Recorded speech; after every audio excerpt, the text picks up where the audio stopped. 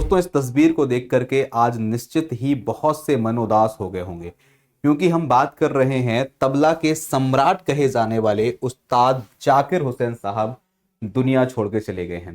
ये तस्वीर आप लोगों ने इंटरनेट पे बहुत ज़्यादा देखी होगी। कल से यानी कि कल की रात्रि से ये तस्वीरें आ रही हैं और बताया जा रहा है कि जाकिर हुसैन साहब नो मोर। इनके बारे में थोड़ी सा जानेंगे कि क्या उपलब्धियां रही, क्यों इनको तबले का सम्राट कहा जाता था, क्यों तबले के क्षेत्र में इनकी इतनी अधिक प्रसिद्धि थी। आज छोटी सी जीवन परिचय या उनकी जीवनी मैं आपके सामने बताऊंगा, उनको श्रद्धांजलि के रूप में। दोस्तों, हम बात कर रहे हैं जाकिर हुसैन साहब की, जिनका जन्म भारत क्षेत्र के मुंबई महाराष्ट्र में हुआ था। वैसे इनका संबंध जम्मू कश्मीर से था, क्योंकि इनके पिताजी जो हैं वो उस्ताद अल्लाह रखा खान थे। ये भी एक प्रसिद्ध तबला वादक थे। जो उस्ताद अल्लाह रखा खान साहब हैं वो ताल्लुकात रखते थे जम्मू कश्मीर से, लेकिन अपनी प्रसिद्धि के चलते, अपने कार्य के चलते मुंबई आ गए और मुंबई में इनका जन्म होता है 1951 के 9 मार्च में। इनकी निधन की बात रिसेंट है, अभी की बात है। 15 दिसंबर 2024 को इनका निधन हो जाता है और इनकी जो निधन है वो आयु 73 वर्ष में हुआ। पेशा इनका तबला वादन था। हम जैसा कि इनका जानते हैं, एक पुरानी फोटो इनकी लगी हुई है, बीच में उस्ताद अल्लाह रखा खान है और साइड में आप देख सकते हैं जो यहाँ पर तस्वीर दिखाई दे रही है, ये उस्ताद जाकिर हुसैन साहब की है। जाकिर हुसैन साहब बचपन से ही तबला के लिए बहुत ज्यादा जाने जाते थे, या फिर उनका रुचि जो है वो तबला में बहुत अधिक थी। छोटी सी उम्र से उन्होंने तबला वादन का काम शुरू किया। धीरे धीरे अपने कार्य में आगे बढ़ते रहे, अपने पिता के साथ इस चीज की शिक्षा लेते रहे, जुगलबंदी करते रहे और वर्ष 1973 में पहला इनका एल्बम आता है, living in the material world. जैसे ही ये एल्बम आया तो तबला के क्षेत्र में एक क्रांति सी आ गई, अर्थात एक अलग धुन, एक अलग लय के साथ जो इनका काम मिला, लोगों ने इनको बहुत ज्यादा पसंद किया और धीरे धीरे इंटरनेशनल फेम इन्होंने पा लिया। अर्थात विदेशों में बहुत सारे कंसर्ट होने लगे, बहुत सारे लोग विदेश के इनको इनवाइट करने लगे और अपने जीवन काल में सैकड़ों कंसर्ट करते हुए इन्होंने एक विशेष उपलब्धि पाली। भारत में बॉलीवुड हो या फिर कोई भी फिल्म इंडस्ट्री हो या कोई भी शास्त्रीय संगीतकार हो, इनको बहुत ज्यादा सम्मानित करने लगे और अलग अलग इवेंट्स में इनको बुलाया जाने लगा।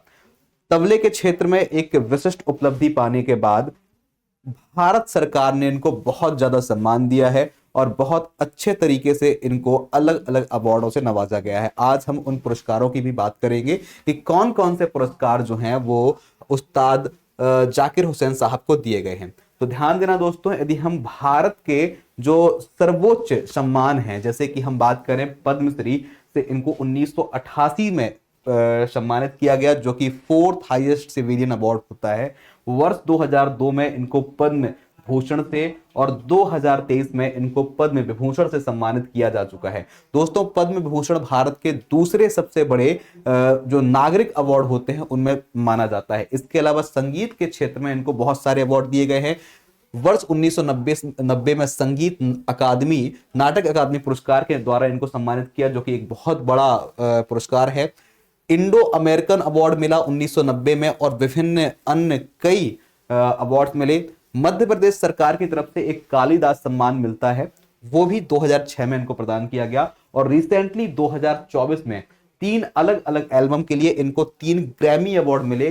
दोस्तों, आपको बता दें कि ग्रैमी अवार्ड म्यूजिक के क्षेत्र के, यानी कि संगीत के क्षेत्र के बहुत ही विशेष या सबसे प्रसिद्ध अवार्ड माने जाते हैं।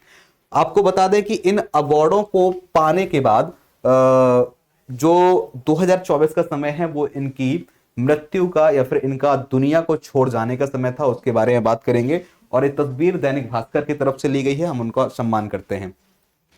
दोस्तों, एक बीमारी इनको हो जाती है और वो बीमारी थी फेफड़ों से संबंधित, जिसको जनरली इडियोपैथिक पल्मोनरी फाइब्रोसिस कहा जाता है। परिवार से जानकारी मिलती है कि कुछ दिनों से ये बीमारी से पीड़ित थे और 15 दिसंबर की रात्रि को खबर आती है कि उस्ताद जाकिर हुसैन साहब दुनिया की छोड़ गए हैं।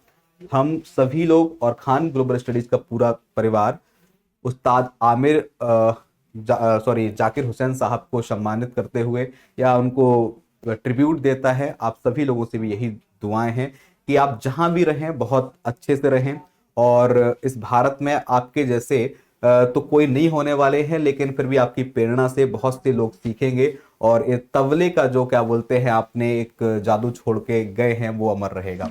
मिलते हैं अगली वीडियो में, जुड़े रहें खान ग्लोबल स्टडीज के साथ। थैंक यू, जय हिंद, जय भारत।